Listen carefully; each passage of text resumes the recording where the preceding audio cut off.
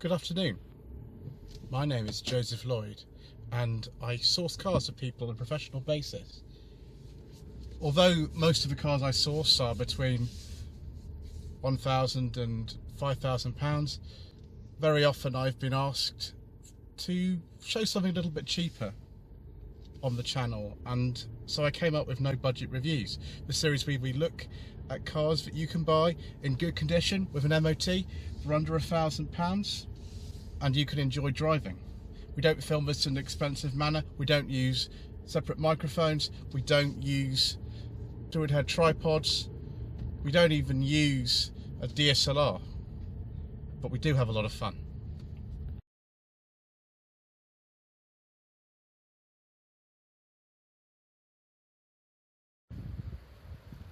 It was only a matter of time, viewers, wasn't it? Yes, after having done the K10 Micra on No Budget Reviews last month, here is a K11 Micra. This is a 1998 facelifted Micra. It's actually a 1 litre Tempest, despite what it says on the back. There are actually a few upgrades on this car as well, such as the wheels and the front fog lamps. And it's got an airbox in it from an Almira, so it actually does go reasonably well with this little engine. The K11s were a very popular car in their day. You might also know this as a Nissan Micra if you're from another part of the world, particularly Japan. But these ones were built in Sunderland. They weren't built in Japan, unlike some of the Marches. But it's still a relatively common car to see around these days, and you can pick these up for, you know, well under £1,000 all day long. They are getting rare now though. Rust is generally the killer of these because the engines are incredibly reliable. Let's have a look inside this 3-door example. There was a 5-door available.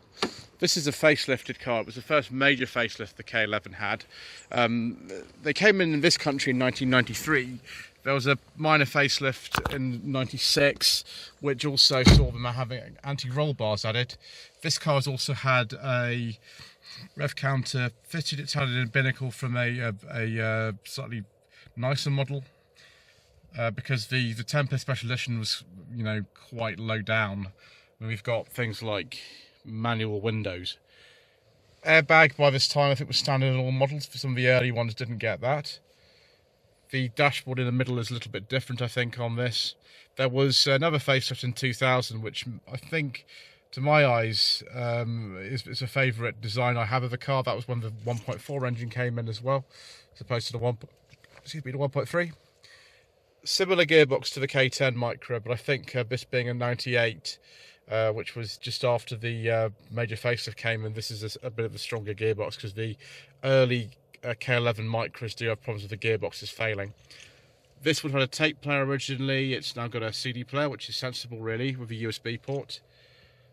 Only wind-up windows though. Pop-up sunroof, that's probably one of the things you've got with the Tempest Special Edition, as well as typically 90s sort of jazzy seat trim. I don't know if we get... No, there's no... Well, there is. There's actually adjustable steering column. I'll just put the key down a second and we can see that. There we go. I think it's just reach. Yeah, we'll just put that back. I don't think you get. Sorry, no, I mean it's rake rather than reach. Rear wiper. Some of the earlier K11s didn't get that. Certainly the K10 we tried didn't have one of those. Let's see if my secret mission documents go in the glove box. Let's just see if they do, because that's nice. Stalks have been changed because we've got front fog lamps added on this car too. But this particular trim wouldn't have had those, I don't think. Oh no.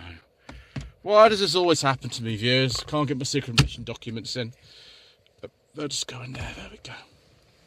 The seats seem quite comfortable, although there's no kind of lumbar support adjustment for these seats. You can adjust the forward and back position, and you know, you can also adjust the angle of the backrest using that lever there, but there's no seat height adjustment and no lumbar support or anything in this. Plastics feel pretty good for a car of this era, but this is the sort of back position of the seat. You can't put the seat back any further than this, so if you're tall you're going to have to use the backrest adjuster probably. Sunroof probably takes a little bit of headroom, but it's not too bad. Right. Wait, I always have to get in the back of things like this, viewers. Oh. Okay. Oh dear. Right, shut the door because we are actually on a road here. It'll be a very quiet one. Okay, let's see how this goes. Headroom, that's all right. My head is touching the ceiling, but it's not too bad. Sensible to put the interior light in the middle, actually, so everybody can see it. Let's just put that there. I wouldn't want to be in this car for a very long journey, viewers. That's just, yeah. I think I better free myself from here. Uh-oh. Before I do that, let's just check to see what we've got in here. Do we have... Ooh. Is that not an ashtray? No, it's just a piece of plastic. So we do have 3 seat belts in the back of here, but to be honest, I don't think carrying 3 people in the back of here is going to be a very sensible idea unless they're very, very small. One clever thing though is that the seat belt does run along there, so you shouldn't trip over it, theoretically. Right, let's go for it. Let's get out of it. Pause. Just as well I paused because someone actually came then. Right, let's open the boot. I don't think you got its internal boot release in this car. I think maybe those are the later ones. Like all of Stuart's cars, and he's got a big collection of Datsuns and Nissans from the 70s through to the 90s. I think this is the latest one that he has.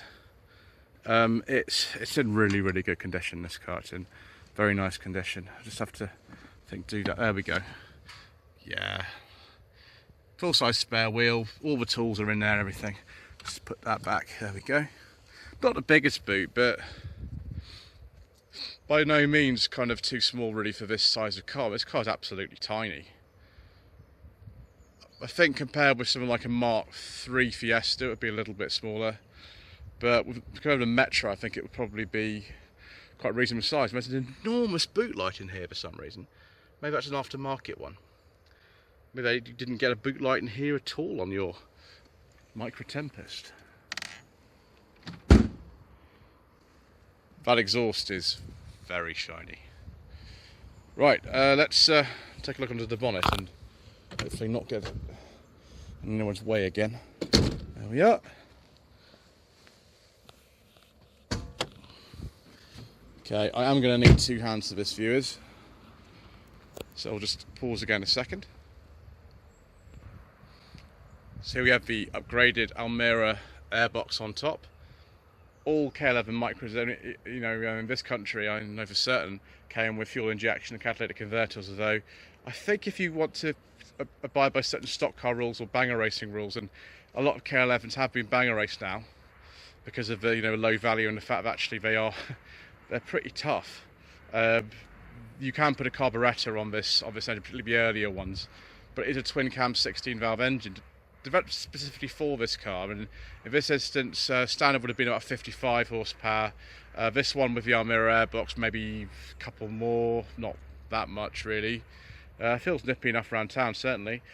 The original owner of this car had headlamp protectors put on it, so they obviously cared for it. And we've got the slightly upgraded bumper here that wouldn't have been original to this model, but it would have been ordered higher trims with the fog lights, which makes it look a lot better in my opinion. But yes, a very, very good condition, this particular car. Right, I think it's time to go for a little drive.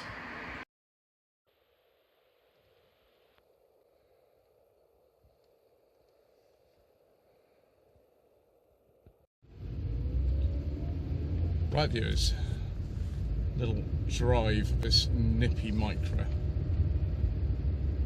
So this engine, despite it just being a 1 litre, it has twin cams and 16 valves, so the early 90s that was a relatively exotic specification for a little engine car like this. Gearbox is very easy, visibility is fantastic. You can see why the driving schools used to love these.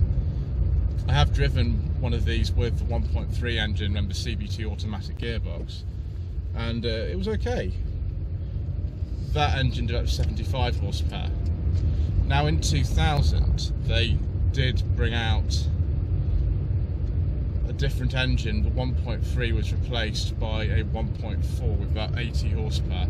It was the same family of engines, it was just perhaps with ever tightening emissions regulations that they needed a little bit more power to move this along. Things like Euro 3, which came in 2000, and then later on that was the Euro 4 that came in at the beginning of 2006. There was also a diesel sold in some markets, but as usual, due to controversial government legislation and many other factors, we don't talk about diesels on this channel. We can talk about though is the fact that because this car's had alloy wheels put on it, they're actually from an Almira in this car. The handling is much better than it would be otherwise. Some of the particularly basic 1 litre Micras have very, very thin steel wheels on them and they don't handle very well. They call it like a listing ship, really. This is much better. Much better. It's rather like the Proton I drove in no budget reviews recently, which had special edition alloy wheels put on it, and that really transformed the handling in comparison with the similar car that I used to own many years ago. But yes, it's particularly good with this upgraded binnacle in it, so you can see how the engine's spinning away. That's very, very handy. There's also a 30 marker in red on the speedo, which means that you're not likely to exceed that when you're on your driving test, and a lot of these cars were used by driving school because visibility is so good, and clutch is light and everything, and gearbox is very nice, and so yeah, it's very easy for you to pass your test in.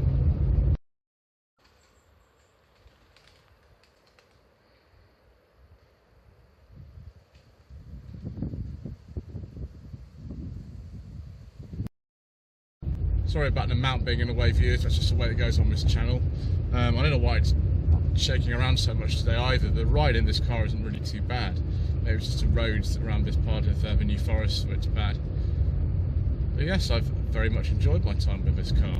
It takes back some sort of memories for me as well, which is only a good thing, I think. And yeah, it's a very pleasant little thing to drive. I've enjoyed it anyway. I hope that you would consider one of these if you're in the market for just a cheap runaround or a first car. These were bought in huge numbers as first cars, and it's easy to see why.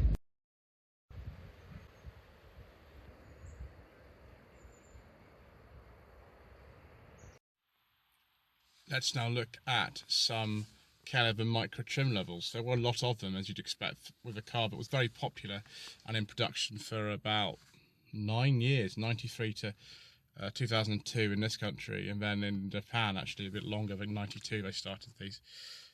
Right, here we go. There's loads of trim levels. The Active, the Ally, the Celebration, the E, the Equation, the GX, the Inspiration, the Mystique, the Micra Wave, which was stupid, have a Nissan Micra Wave, the Shape, the Profile, the S, the SE Plus, the SI, the Sport Plus, the Tempest, the Twister, which is Tempest is this one, the Twister, the Vibe. I've driven the Vibe before, and then the really early ones were the L, the LX, SLX, and the Super S.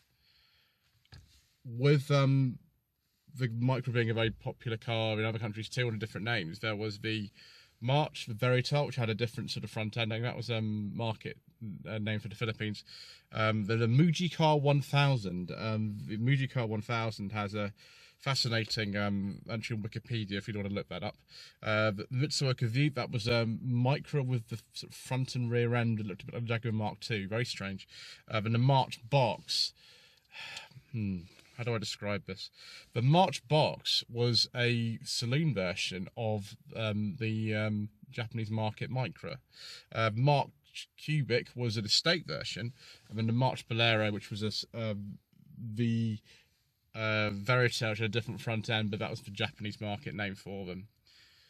So the K11 Micra are still a very popular car for various reasons in this country. Is this something that you should consider with your hard-earned budget of up to £1,000? Well, as long as the thing's not rusty, and that's a very common problem with these, that they do rust, like, you know, a lot of cars of this era, and the head gasket's not blown. The engines are very reliable. It's very, very difficult to blow one of these engines up. They are chain cam, and they're very, very well engineered. But if you let the coolant drop low, or if you don't change the coolant in particular, you can cause the head gasket to blow. Just to make sure that the car that you're looking at has had the coolant changed regularly and the level is okay. Apart from that, there's not really much else to sort of say. I mean, either you think the styling of those things is brilliant and you like the fact they're easy to drive, or you sort of a little bit larger in frame and you know you're too tall or you're too sort of large to fit in these properly and you don't like them. But you know, I've enjoyed this one. Anyway, thank you ever so much indeed for watching this episode of No Budget Reviews. Please don't forget to subscribe to the channel, like this video, and leave a comment below. And we'll see you again soon for more inexpensive motoring.